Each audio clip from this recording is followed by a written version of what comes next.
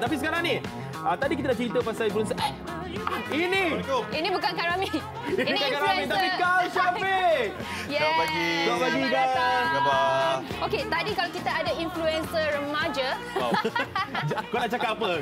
Kal influencer orang tua. dewasa. Orang tua boleh. Tapi Tak apa. kita adalah influencer dulu-dulu. Dulu-dulu, Influencer dulu. Cara lain. Lain sikit. Kan? Sebab dulu Kal Syafiq adalah seorang pelakon, seorang pengacara, Ya, betul.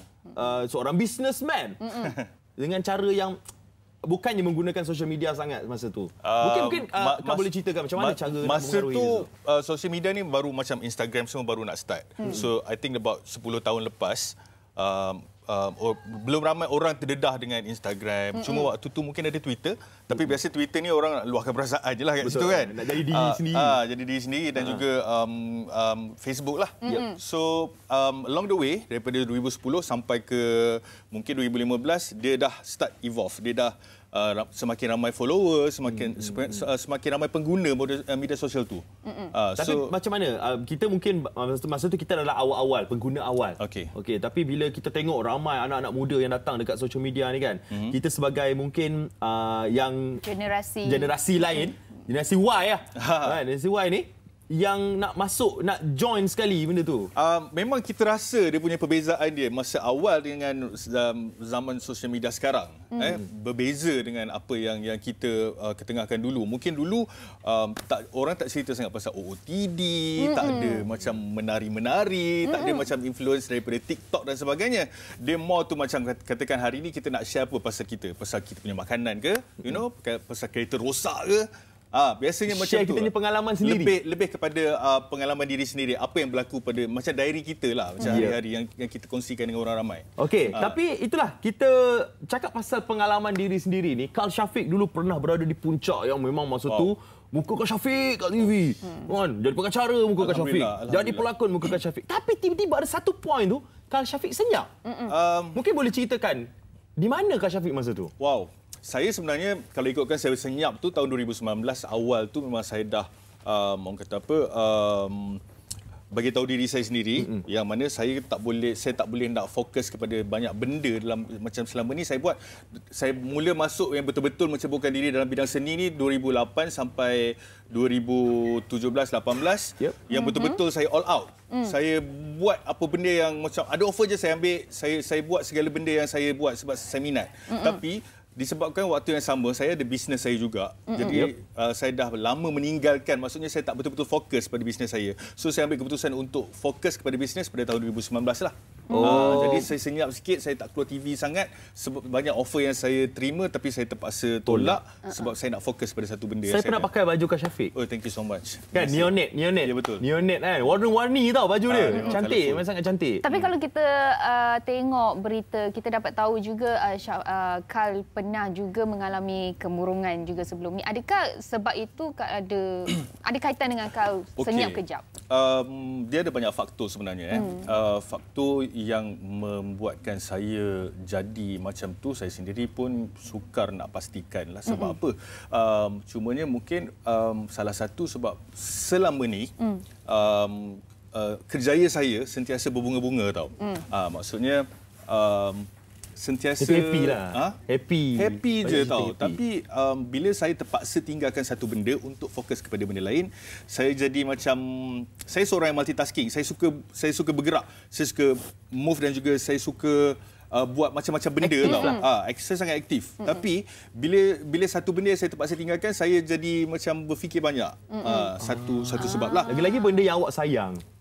Sama, betul apa yang dia cakap tu. Lepas tu saya pula ada satu, saya diagnose ada satu penyakit yang mana nama dia ankylosing spondylitis. Dia berkaitan dengan saraf dekat tulang belakang yang membuatkan saya kadang-kadang saya tak boleh bangun, saya tak boleh berdiri, saya tak boleh duduk. Kalau saya kena attack tu memang teruk. So tu salah satu faktor yang membuatkan saya rasa down sangatlah. Tu 2019 juga berlaku 2019, semuanya tahun lepas. Tapi macam mana Kal hadapi benda tu? Siapa yang bagi sokongan kat Kal? Macam mana? Apa rawatan yang Kal buat? Of course, orang keliling saya, kawan-kawan saya, keluarga saya banyak memberi orang kata apa, sokongan lah, memberi orang kata semangat kepada saya untuk terus orang kata terus berfikiran positif. Tapi waktu yang sama memang saya selalu negatif tu sentiasa datang sebab kita selalu fikir yang bukan-bukan kan. Time Carl berfikiran negatif dan sebagainya, ada tak macam Carl akan macam buat posting dekat social media? Kadang-kadang ada. Kadang-kadang sebab saya mungkin walaupun kita ada keluarga, kita ada kawan-kawan yang kita boleh kongsi, tapi tak semua benda yang kita rasa kita nak kongsikan dengan diorang. Dan saya selalunya kadang-kadang kalau saya kongsikan di social media tu, saya tak fikirkan pasal follower yang ramai ke tidak. Saya cuma ikut perasaan. Kadang-kadang lah. Share apa yang nak Siapa kita yang fikir, saya rasa saya nak fikir, apa yang saya rasa saya nak luahkan. Tapi Carl, adakah social media juga memberikan impact benda ni kepada keadaan Carl semasa tu? Mungkin komen-komen orang ke? Okey, saya belajar untuk menidakkan komen-komen yang negatif sebenarnya dah lama. Saya rasa benda tu tak bersangkut paut sangat dengan apa yang saya hadapi lah. Ya, sebab saya dah tahu macam mana cara untuk ignore apa-apa yang negatif yang mungkin boleh memberikan efek ataupun kesan kepada pemikiran saya. Tapi saya mengambil keputusan untuk mendiamkan diri daripada sosial media dalam waktu yang lama juga, hampir setahun. Sebelum saya memberitahulah, itu pun atas nasihat orang sekeliling dan juga doktor yang merawat saya, yang mana mungkin saya boleh membantu orang yang dalam situasi seperti saya. Yang sama seperti itu. So sekarang Carl banyak share mengenai keadaan tidak terlalu banyak di sosial media, tapi sesiapa yang datang dan tahu pasal situasi saya, yang datang dan bertanya dan apa yang saya boleh bantu dan kongsikan, saya akan kongsikan. Wow. Benda tu sebenarnya mungkin agak sukar untuk kita ceritakan kepada orang sebab ada yang faham dan ada yang tak faham. Dan mungkin juga ada yang memang betul-betul niat nak buat baik, nak tolong, dan ada juga yang macam berpura-pura datang nak tolong. Betul, itu memang faktanya lah, memang selalu jadi macam tu. Dan ada yang mungkin menganggap bila anda ni, bila seseorang tu mengalami kemurungan, dia ni dah gila ke, dia ni dah tak betul kan. So dia fikir macam tu. Sebenarnya pemikiran seperti itu salah, dan kita yang tahu tentang situasi seseorang tu sepatutnya memberi, orang kata apa, sokongan, memberi bantuan kan? Kepada dia. Tapi macam mana keadaan Carl sekarang ni? Mungkin kita saya boleh kata alhamdulillah, semakin lama saya semakin orang kata apa, positif. Okey, semakin positif, tapi masih lagi dalam rawatan dan masih lagi perlu jumpa dengan saya punya psikiatri. Itulah, kita doakan yang terbaik lah untuk Carl Shafiq. Sebab kita tahu Carl yang sebelum ni macam mana. Saya seorang yang saya cakap terus terang lah, saya memang kalau saya memang serius, saya memang susah nak bersedih ke, nak fikir yang bukan-bukan. Tapi itulah, saya tak pernah sangka yang situasi macam tu jadi kepada diri saya sendiri.